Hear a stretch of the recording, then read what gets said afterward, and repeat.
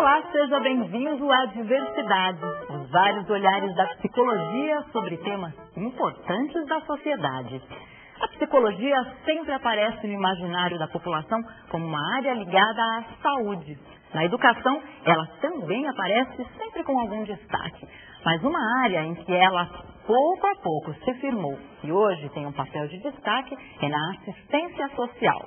Hoje você vai conhecer o diferencial que o psicólogo pode oferecer como trabalhador social, ajudando a transformar o cidadão de objeto em sujeito. Diversidade está no ar. Você vai ver no Diversidade de hoje. A psicóloga Marilene Proença conversa com o assistente social Ademir Alves da Silva sobre os avanços das políticas públicas na área da assistência. O trabalho da psicóloga Ana Cristina Molgomos em um CRAS, Centro de Referência em Assistência Social de Jacareí, no interior paulista. Odair Furtado e suas dicas para ir mais além no assunto. E a opinião da psicóloga Rita de Cássia Assunção sobre a participação dos psicólogos no trabalho social. Começamos pelas ruas. Responda se puder. Para que e para quem serve a assistência social? Para que serve? Para atender as pessoas que não têm condições. Acho que pelo nome para ajudar a sociedade, mas na prática eu não faço nem ideia para que seja. Olha, para orientar. Assistência social? Para dar assistência ao povo. A assistência social serve para ajudar as pessoas. Bom, eu acho que isso também tem a ver com psicologia, né? A assistente social funciona como uma psicóloga, né? É para ver os problemas das pessoas. Sei lá, uma assistência psicológica. A assistência social ele serve para orientar as pessoas de alguma forma, né? Ajudar. Eu nunca precisei de um. Quem precisa, na sua opinião? Eu acho que o pessoal de baixa renda, o pessoal mais pobre de periferia, né? Moradores de rua, favelados. Não tem distinção. Não é independente de classe, né? Sem distinção. Quem que precisa? Pobre, de rua, mendigo de rua. Rico não precisa. Eu saiba não, rico não precisa de assistência social, né? Acho que as pessoas que precisam de uma ajuda social, as pessoas menos favorecidas, é isso, não? Já precisei muito, principalmente quando eu fui criado pela FEBEM, né?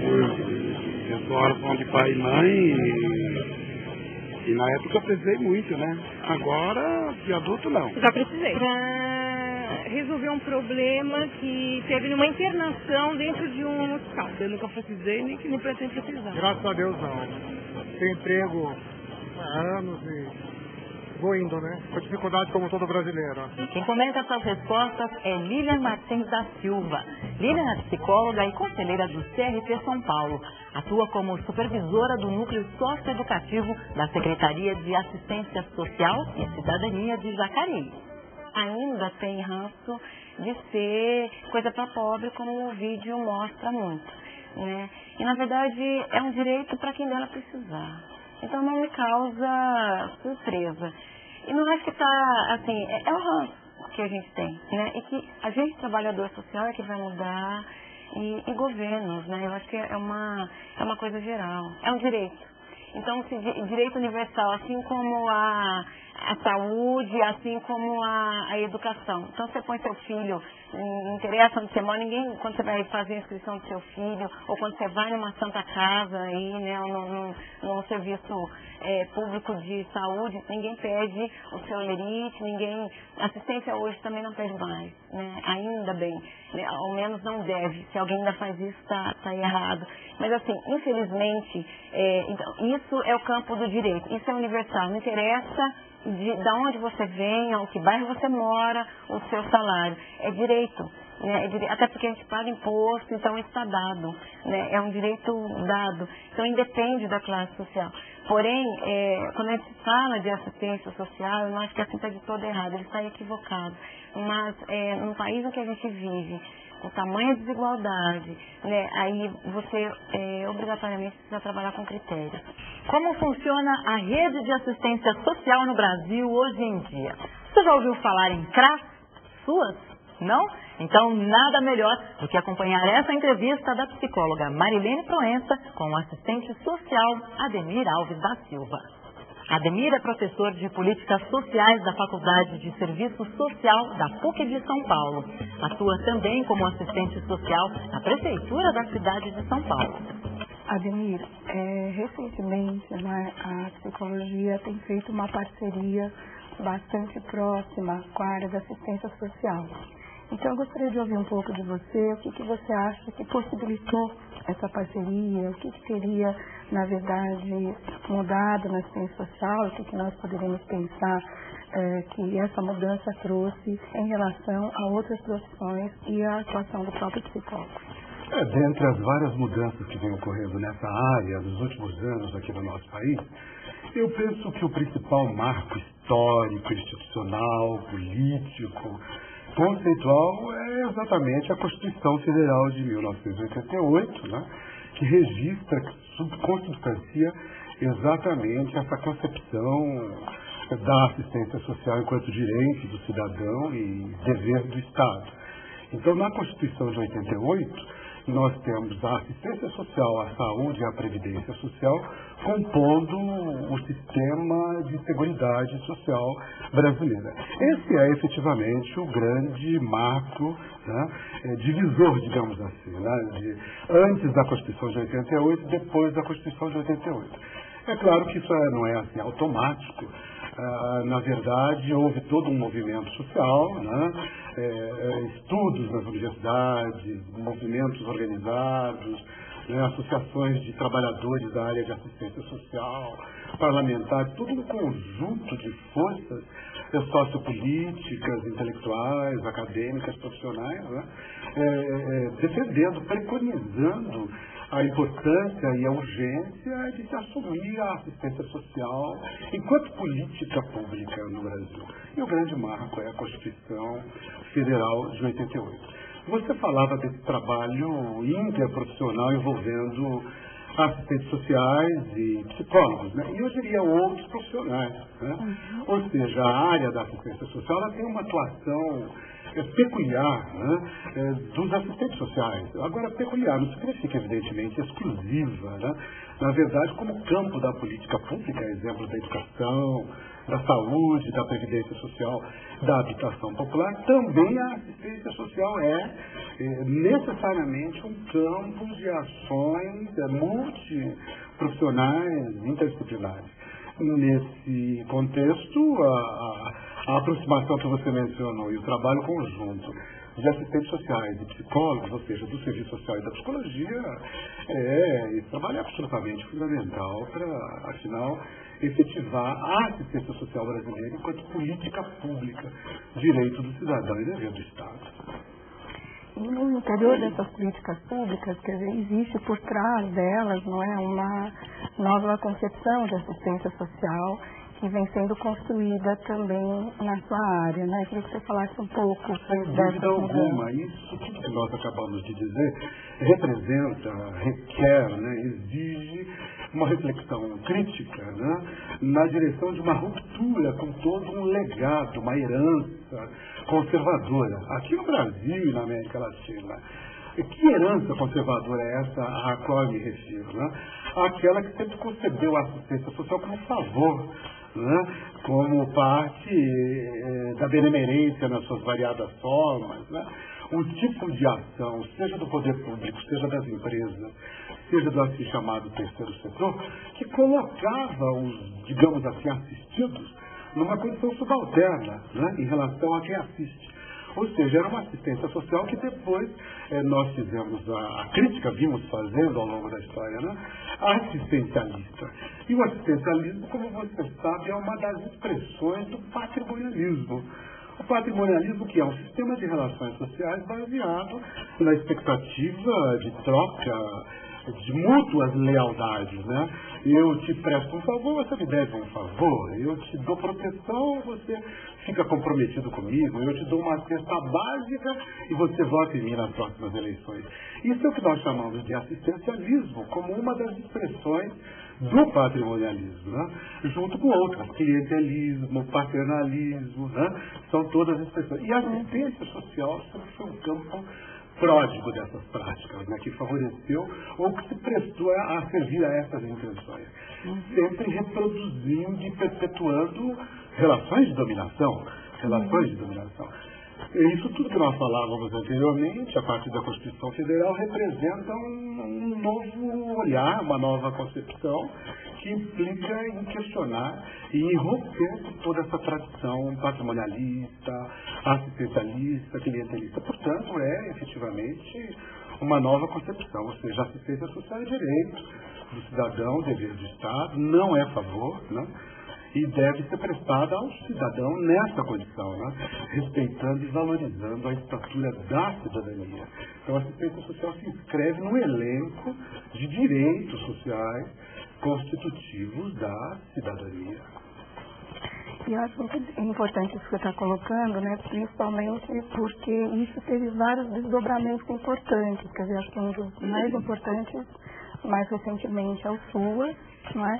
E depois o Sistema Único de Assistência Social e o CRAS, né? Os Centros de Referência em Assistência Social. Essa sequência que você acaba de mencionar, nós temos, como eu disse, a Constituição de 88, como todos sabemos, a Constituição Federal, a lei maior, né? E vamos ter em 93 a LOAS, Lei Orgânica de Assistência Social, que vai representar um conjunto de preceitos, de princípios, de diretrizes, né? E de determinações com força de lei para todo o Brasil, né? Regulando essa área, a área da assistência social enquanto política pública, no campo do interesse público, né? Depois da LOAS de 93, nós tivemos a regulamentação de um dos benefícios da área da assistência social, benefício pecuniário, financeiro, transferência de renda, qual seja o BPC, benefício de prestação continuada, que é destinado às pessoas idosas, com mais de 65 anos, que não tenham outra fonte de renda, e pessoas com deficiência igualmente impossibilitadas de auferir renda pelo próprio trabalho, etc. Então, 93 a LOAS, 96 a regulamentação desse benefício, e a partir de 2005 nós estamos vivendo a implantação do SUAS. SUAS é Sistema Único de Assistência Social. O que se pretende com o SUAS? Exatamente essa política de assistência social articulada, intersetorial, em rede, hierarquizando os serviços em proteção básica, proteção especial, estabelecendo modalidades de atenção socioassistencial, né? Naquilo que o SUAS chama de média complexidade, alta complexidade, conforme a problemática, conforme as demandas que sejam trazidas, que sejam apresentadas pelos cidadãos, pelos usuários da assistência social.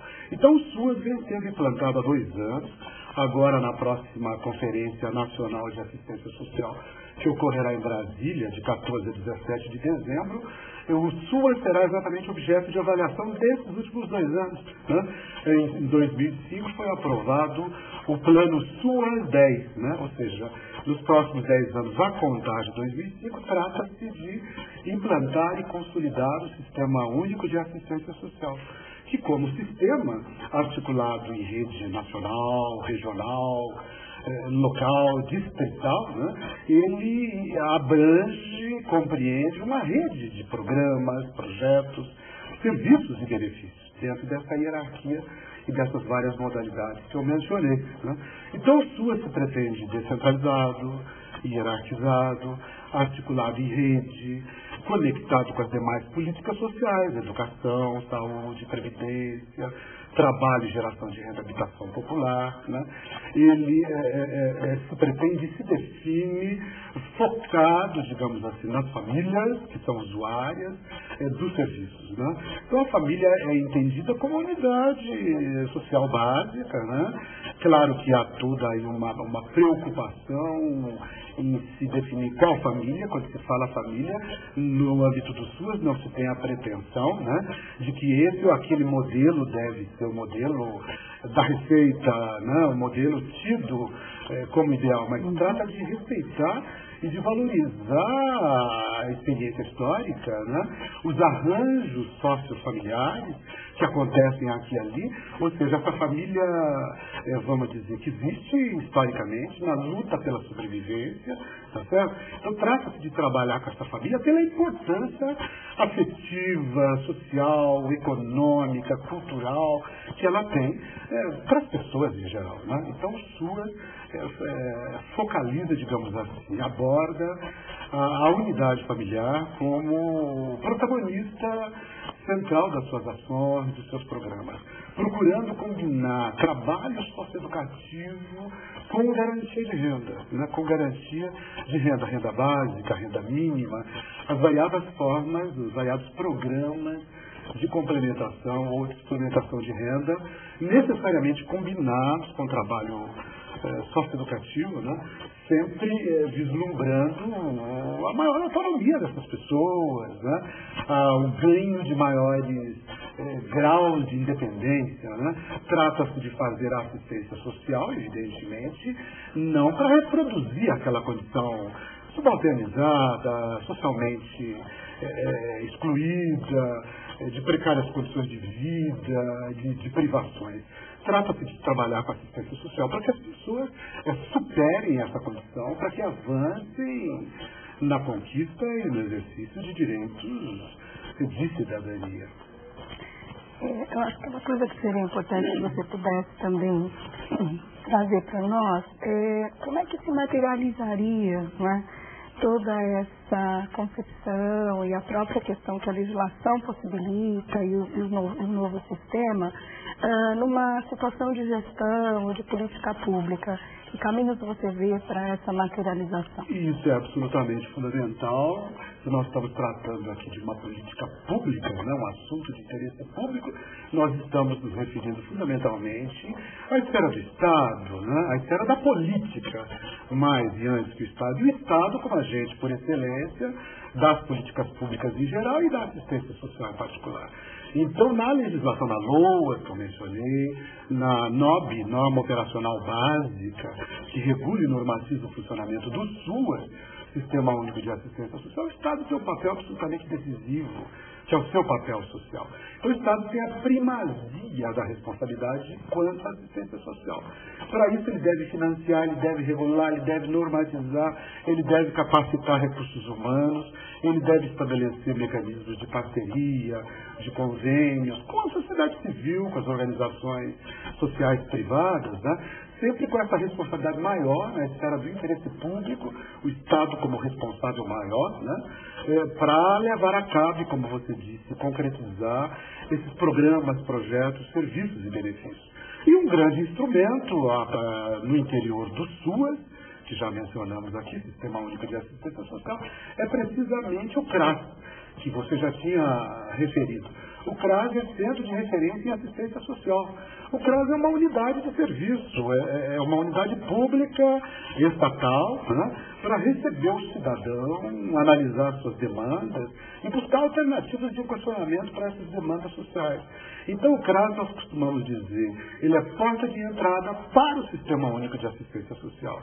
Ele é a unidade, digamos assim, mais próxima do cidadão, né, ele deve ter um caráter distritalizado, territorializado, descentralizado, ou seja, é o governo, é o poder público, a política pública efetivamente se aproximando do cidadão, né, através dos CRAS, Centro de Referência de Assistência Social. Né? E esse centro ele é referência e é contra-referência, porque ele não está sozinho, isolado, mas ele integra e pertence a uma trama, a uma rede de serviços sociais em geral e de assistência social em particular.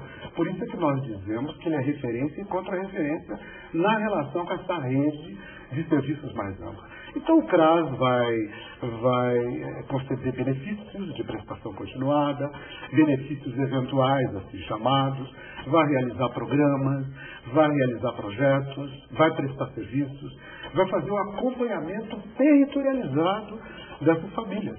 Porque o critério da territorialização ele é absolutamente decisivo para as políticas sociais hoje, particularmente para a assistência social. Né?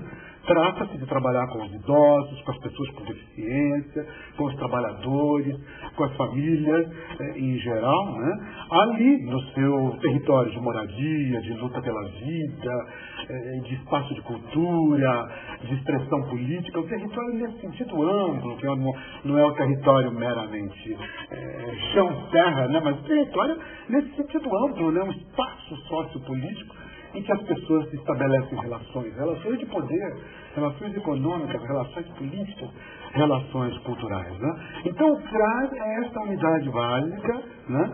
Importante, né? De referência para essa, não é o único, mas é talvez o mais importante. E que vai, vamos dizer, coordenar, gerenciar essa rede ou sub-redes de serviços lá no distrito, lá na região, lá no município, lá na metrópole, lá no estado, lá no país, tá certo? Então essa é uma estratégia que vem sendo incentivada pelo governo federal, vem merecendo financiamento com recursos do governo federal em todo o Brasil. Você sabe que nós temos perto de 5.500 municípios, né? Imagine a complexidade disso, né? E a importância da implantação dos CRAS em todo o país, como estratégia não única, mas certamente básica, né? Para instalar e consolidar, afinal, essa rede socioassistencial em todo o Brasil. E do ponto de vista das equipes multiprofissionais, quer dizer, do trabalho do assistente social com os demais profissionais, como é que eles se inserem no interior do CRAS, no interior do sistema? Olha, nós costumamos chamar de maneira abrangente, respeitadas todas as formações profissionais, nós usamos expressões como técnicos sociais, trabalhadores sociais, né? E com isso a gente tem certeza que está contemplando o pedagogo, o sociólogo, o psicólogo, o assistente social e outros profissionais que venham ser copartícipes, né? E compartilhar desses desafios, né? Então a área da assistência social vem se aprimorando, né? Ela vem sendo objeto de pesquisas cada vez mais aprofundadas, refinadas, né? Vem sendo objeto de publicações, né? Vem merecendo atenções, como mereceu até agora, de universidades em geral, mas particularmente PUC de São Paulo, Universidade de Brasília, não quero ser injusto, né? E tantos outros parceiros interlocutores por todo o Brasil, né? Então os vários profissionais devem contribuir sim, devem comparecer com as suas diversas formações, procurando dar respostas efetivas, né? Para essa área tão crucial quanto urgente da política social brasileira e que se volta para o cidadão exatamente aquele que requer e que demanda assistência social. Está previsto na Constituição brasileira que a assistência social será prestada a quem dela necessitar, independentemente de contribuição prévia. Ou seja, o cidadão brasileiro, segundo este princípio constitucional, ele tem direito à proteção social pela sociedade. Ele tem direito a ser protegido, a receber um aporte, seja em dinheiro, seja em serviço, seja em acompanhamento, algum tipo de proteção no âmbito da, como eu mencionei no início da nossa conversa, no âmbito da seguridade social ou segurança social, o que dá no mesmo. Então é um direito do cidadão, certo? Os profissionais que possam contribuir com a pesquisa, com a análise, com a proposta de modelos, né? Que sejam gestores, que tenham perfil para desenvolver o trabalho com a família, e aí a gente sabe que existem N metodologias para o trabalho socioeducativo com as famílias, em diferentes graus, né, na sua condição social. Então, o trabalho multiprofissional, ele é absolutamente, como eu dizia, ele é absolutamente decisivo, se é verdade que nós queremos avançar nessa área, para definitivamente romper com aquela herança que eu dizia, conservadora, né, que insiste em colocar a assistência social no âmbito do favor, das variadas formas de benemerência, né? Retirando a assistência social enquanto questão de interesse coletivo, de interesse público, da esfera da política pública, né? Sob critérios. Por que eu insisto tanto em dizer política pública? Porque quais são os critérios para análise, para prestação de serviço e para intervenção? Os critérios são universalidade, justiça social e interesse público, né? E o SUAS vem, nos últimos 2 anos, e tem aí metas para os próximos 10 anos, exatamente buscando consolidar essa rede de serviços, né? Quando nós mencionávamos há pouco o assistencialismo, o que é assistencialismo? O ismo significa exatamente crítica, é pejorativo. quando eu critico alguma prática como assistencialista. Eu quero dizer que ela é oportunista, que ela é pontual, que ela é casuística, que ela não tem regularidade, não é verdade? Ela é eleitoreira, né? Ela reproduz a relação de dominação e de pobreza. Ela não está preocupada com a mudança qualitativa e substantiva da qualidade de vida. O assistencialismo é isso. Agora, quando eu digo assistência social, eu estou mencionando serviços regulares, financiamento assegurado, recursos no orçamento, para prestar serviços à população. Né? E a política social é uma das formas de acesso à riqueza nacional, na forma de bens, serviços, recursos. Se nós queremos democratizar a sociedade brasileira, né, nós temos que lutar por democratização do acesso à participação política, social, o acesso à cultura nas suas variadas expressões, né? E temos que lutar para democratizar o acesso à riqueza nacional. E a política social é o quê? A política social é a expressão de relações sociais. Né? Quando nós estamos lutando por implantar o Sistema Único de Assistência Social e a assistência social no Brasil como direito, nós estamos exatamente nessa esfera de lutas, de pressões, né, de todo o empenho acadêmico, político, parlamentar, profissional, técnico, os gestores públicos lutando para que mais e mais brasileiras e mais brasileiros tenham acesso a parcelas da riqueza nacional, né? Na forma de direitos, na forma de políticas sociais.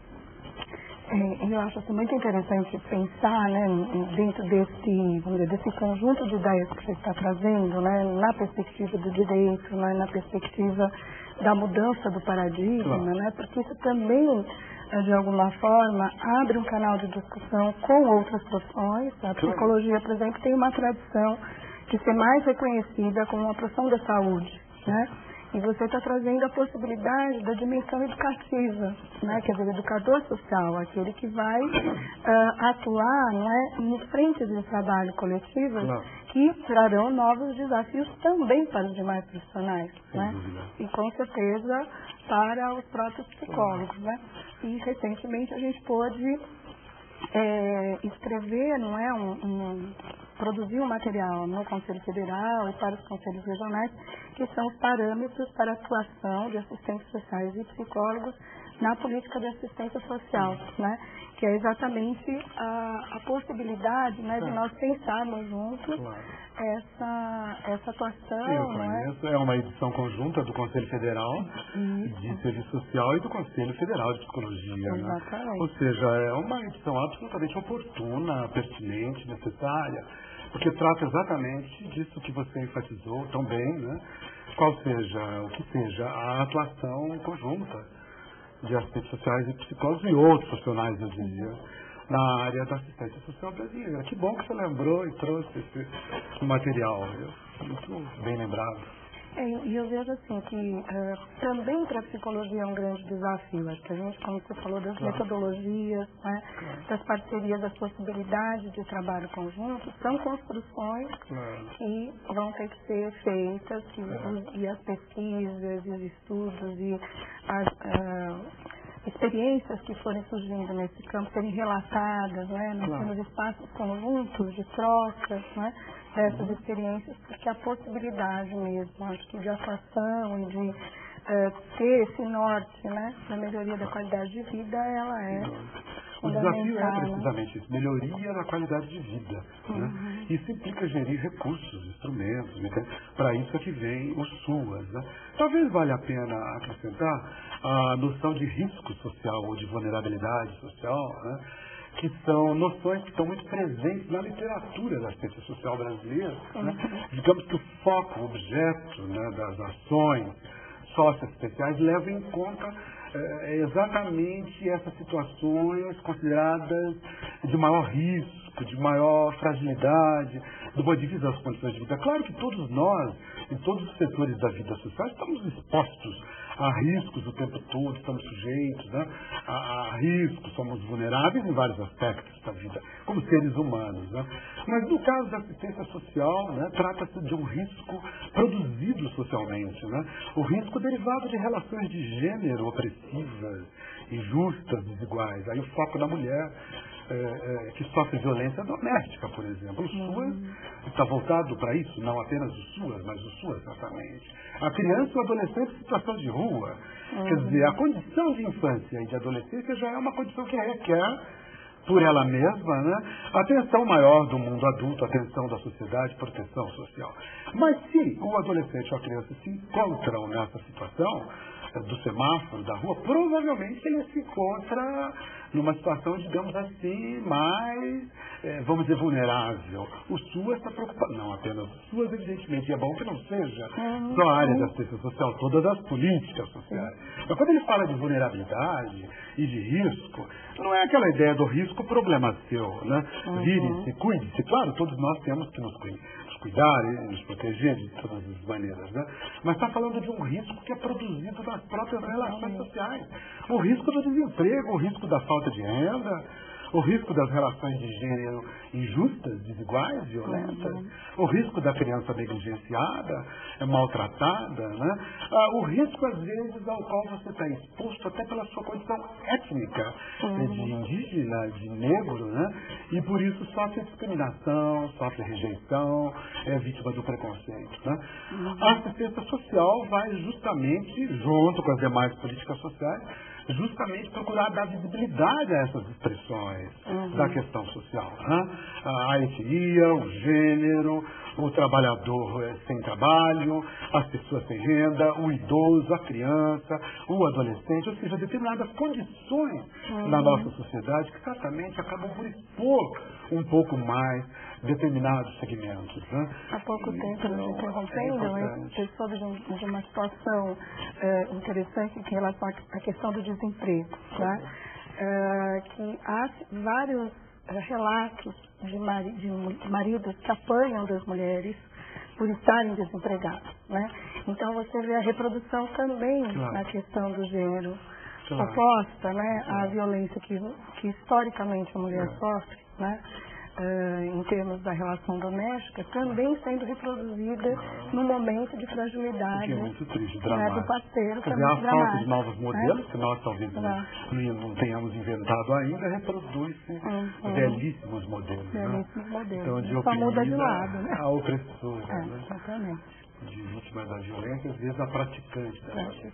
Então eu penso, Marina, que nós temos aí então esse campo vasto, né, de intervenção social, né, enfrentando a realidade brasileira, que é uma realidade absolutamente iníqua, desigual, de grande concentração de riqueza, né? O próprio IBGE, nas suas pesquisas, aponta os 4 eixos da desigualdade social no Brasil, né?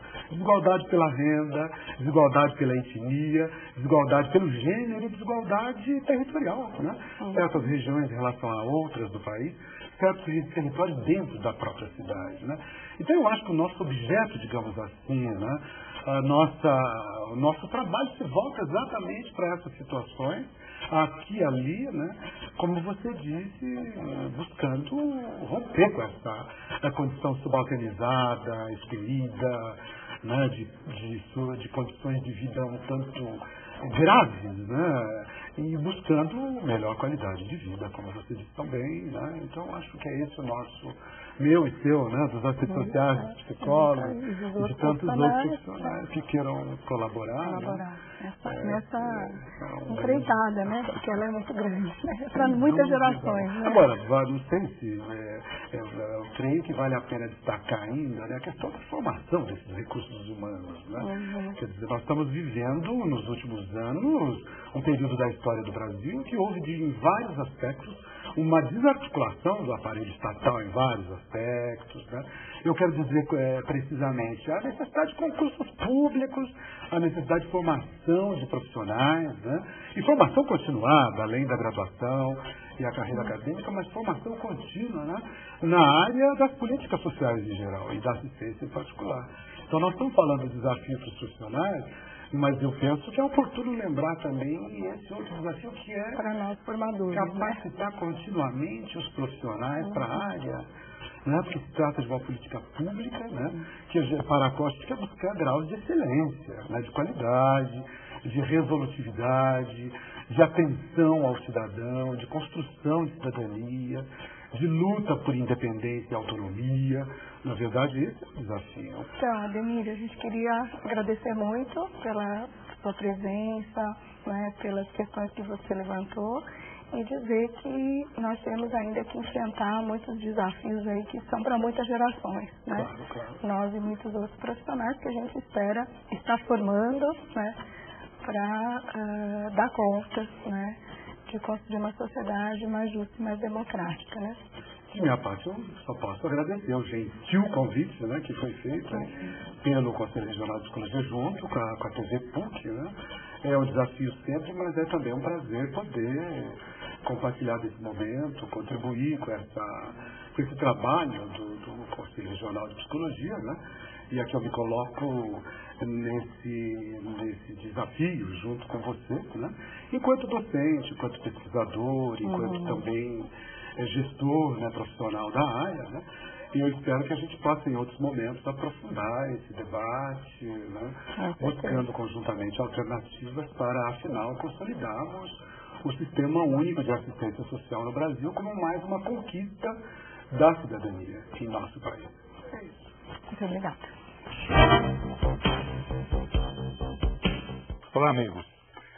O programa de hoje versa sobre um assunto que eu reputo da maior importância para a psicologia brasileira. Uma conjunção aí de fatores, do momento que nós estamos vivendo, que pode transformar a psicologia no Brasil. Como todos sabem, a psicologia tem como centro, como eixo, o atendimento clínico privado. Não há ainda um sistema público bem eficiente e bem montado do ponto de vista do atendimento psicológico. O Sistema Único de Saúde está provendo isso, mas ainda não chega a atingir de uma forma decisiva toda a população brasileira. Agora, o LOAS, Conselho Nacional de Serviço Social, isso constrói uma parceria entre psicólogos e assistentes sociais que pode ser muito benéfica para o país, para o atendimento à população e para os caminhos que a psicologia vem percorrendo. Para isso, nós temos que entender um pouco o que é essa situação de pessoas que vivem em situação de risco no país e, principalmente, aí, o cuidado com crianças, com jovens, com crianças e adolescentes em situação de risco. Não é nenhuma novidade, todo mundo conhece isso é uma coisa que vemos todos os dias nas ruas das nossas cidades, principalmente as grandes cidades, e esse tema já é debatido há muito tempo. Um clássico que deve ser visto, é fácil encontrar, encontra-se em boas locadoras, é um filme de um cineasta espanhol que viveu um bom período da sua vida exilado no México e que filmou a partir da realidade do México, que é parecida com a realidade brasileira. Os Esquecidos, Los Olvidados, de Luis Buñuel. Não percam este filme, vale a pena. Um filme que lembra muito os Los Olvidados, mas feito a partir da realidade brasileira, é o filme do Babenco, Pichote. Esse muita gente já deve ter visto, um filme que já é um clássico brasileiro, mas vale a pena revê-lo, é um filme bem interessante. A propósito, o ator do filme, o garoto que fez o filme, Fernando Ramos da Silva, teve uma morte trágica. É curioso porque ele praticamente repete a vida da sua personagem, o Pichote. E há um filme do José Joffre, que se chama Quem Matou o Pichote. É a biografia do ator Fernando Ramos da Silva. Veja um na sequência do outro, você vai achar bastante interessante. E por fim, um filme que baseado na obra do Plínio Marcos, Querô, feito pelo Carlos Cortez. O Plínio Marcos é um escritor que merece ser lido. Um escritor que retrata o cotidiano brasileiro e focando principalmente aspectos do submundo, aspectos dessa população que vive uma situação de risco, de alguém que conhece muito de perto isso. O Plínio Marcos é um escritor santista, radicado em São Paulo, que faleceu recentemente, e é um marco na literatura brasileira, principalmente esse retrato, que é um retrato cru da nossa realidade. Vale a pena conferir. Qual o espaço do psicólogo dentro do sistema de assistência social brasileiro? Como diferenciar seu trabalho do feito pelo assistente social? Quem fala sobre isso é a psicóloga Rita de Cássia Assunção. Rita é especialista em violência doméstica contra criança e adolescente. Trabalha na Secretaria Municipal de Cidadania, Trabalho, Assistência e Inclusão Social do município de Campinas, no apoio do processo de implantação e supervisão dos CRAS na cidade.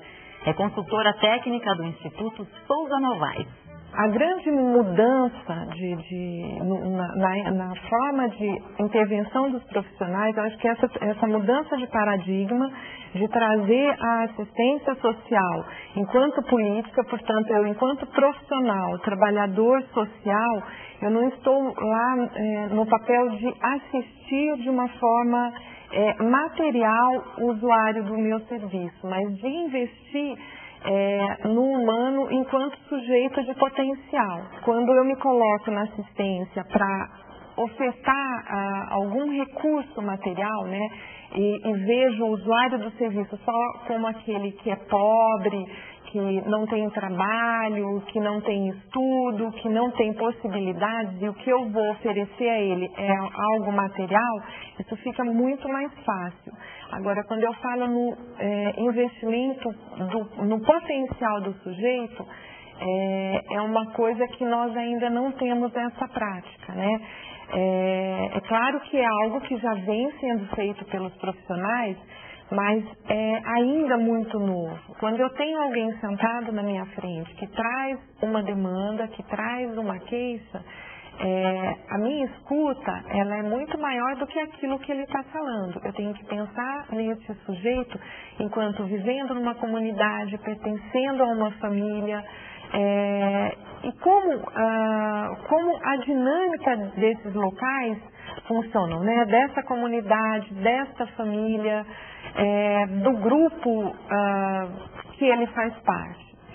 E a psicologia, ela pode estar trazendo esse espaço, trazendo para o espaço da intervenção da assistência social esse subjetivo, que determina muito no individual, no grupal, no funcionamento de um bairro, e que vai dar um norte de como podemos intervir realmente no sentido de promover emancipação. Hoje nós falamos, acho que em diferentes áreas, né, na saúde também, a importância de ver o sujeito como um todo.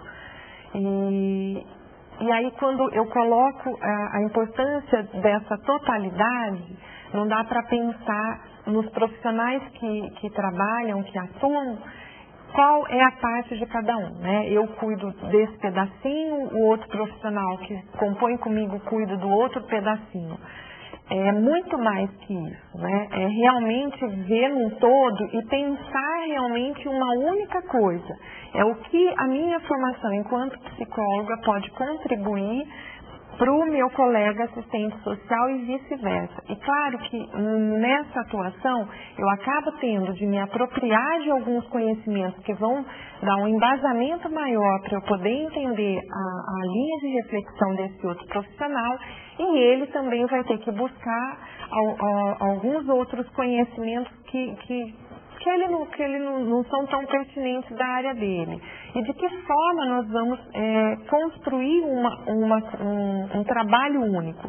Quando eu penso na intervenção de um sujeito, qual é a minha avaliação técnica daquele caso, da demanda que ele traz, da demanda que eu, enquanto profissional, identifico, de como eu posso transformar essa demanda que eu identifico e essa demanda que ele traz numa única demanda, e posso construir um plano de trabalho para aquele caso. Eu acho que o profissional, ele também tem um outro papel, que é na discussão das políticas públicas, que é na construção dos projetos de intervenção em termos de política pública, né? Ele não trabalha, ele pode atuar não só ali no atendimento, mas também na gestão, na construção dos projetos, na discussão em outros espaços sociais, né, onde a política pública propriamente é construída, né? E essas transformações também têm trazido uma grande mudança até mesmo na formação. Hoje a gente sabe que os cursos de psicologia, eles estão agregando outros conhecimentos que até então nós não tínhamos, né? A questão das políticas públicas de atendimento hoje ela é muito mais forte. E acho que a inserção do psicólogo é muito mais ampliada hoje. Agora você vai ter a oportunidade de ver na prática esse trabalho. Diversidade foi até Jacareí acompanhar Ana Cristina Mogames no seu dia a dia em um dos CRAs da cidade. A psicologia vai a campo. Jacareí, interior de São Paulo, cerca de 200 mil habitantes. Uma cidade pequena, mas que, como qualquer outra do Brasil, também possui graves problemas sociais. Para enfrentar esses problemas, foram criados os CRAS, Centros de Referência de Assistência Social. Jacareí conta com 3 desses centros, onde atuam em conjunto assistentes sociais e psicólogos. Tem que ter pelo menos um psicólogo dentro de cada CRAS para trabalhar com os colegas, né, assistentes sociais. Isso tudo para atender a população que vem até aqui, né? Que venha ou através de algum benefício eventual, ou para tirar informação, querer entrar em algum programa que existe na cidade, né? Às vezes programas federais, programas estaduais, mas a população sabe que tem programa ou quer tirar alguma informação, então vem até aqui. E nós também temos, a nossa obrigação o CRAS ele tem que atuar na comunidade, na região. Por isso que o CRAS, ele tem que estar na região de abrangência dele. O Diversidade acompanhou uma dessas visitas à comunidade do Rio Comprido, na periferia de Jacareí. Usando atividades como leitura de revistas e colagens, o objetivo é abrir um espaço de fala e de escuta. Conviver, conhecer mais as pessoas, a repartir, a ser mais unido um com o outro, né? Porque aqui todo mundo fala os seus problemas, cada um divide um pouquinho para cada um, né? E não sai daqui, a gente pode conversar, que já é por lei que a gente não pode falar do que foi conversado aqui dentro. Psicóloga e assistente social trabalham em conjunto. Segundo Ana Cristina, a psicologia volta a olhar para o interior do indivíduo. Na verdade, para que cada indivíduo que participa do trabalho perceba o seu valor e os seus direitos.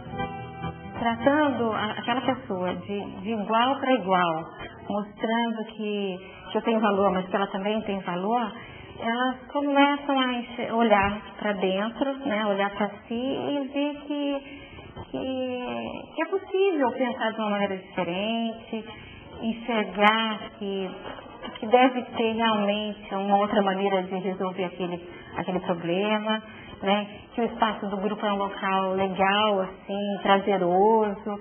Começam a pensar naquele compromisso do grupo com satisfação, sabe? Amanhã é dia de estar junto com o grupo. Que é um espaço de estar dividindo também um pouquinho do que está das suas angústias, né? E adquirindo algumas informações que não tinha. Para Ana Cristina, é fundamental que a psicologia olhe cada vez mais para o espaço público e para as relações sociais. A gente não precisa estar num setting analítico para estar enxergando as relações, vendo o que está por trás. Pelo contrário, né? Nós temos que sair, enxergar o que está por trás, seja na rua, seja numa conversa na escola. Sempre tem algo atrás e ver as relações, como é que estão se dando, né? Como é que estão a qualidade dessas relações e se é que existem, né? Se não existem, a gente favorecer para que aquele indivíduo que está ali, ele tenha essa oportunidade de construir algumas relações com aqueles que estão próximos deles, ou favorecer para que ele dê um ressignificado para alguns conceitos que ele tem. Uma questão que chama a atenção é a intensa atividade das mulheres nesse trabalho. são elas as que mais procuram os CRAs e as que mais participam das reuniões. Por sermos nós as cuidadoras, né? Nós sempre pensamos no todo, não só na minha família, mas eu costumo pensar na família do vizinho também, né? Penso na minha rua. Posso não ter muita facilidade para sair de casa, não tenho com quem deixar meus filhos, mas eu estou com um olho aqui, com o pensamento mais voltado para o todo, né? Alguma coisa melhor pra gente. Eu moro aqui há 24 anos, quer dizer, eu cresci aqui, né? Então eu acho que meus filhos também merecem uma coisa melhor, já que eu não tive, meus filhos merecem também uma coisa melhor. É isso, diversidade fica por aqui. A gente se encontra no nosso próximo programa. Até lá!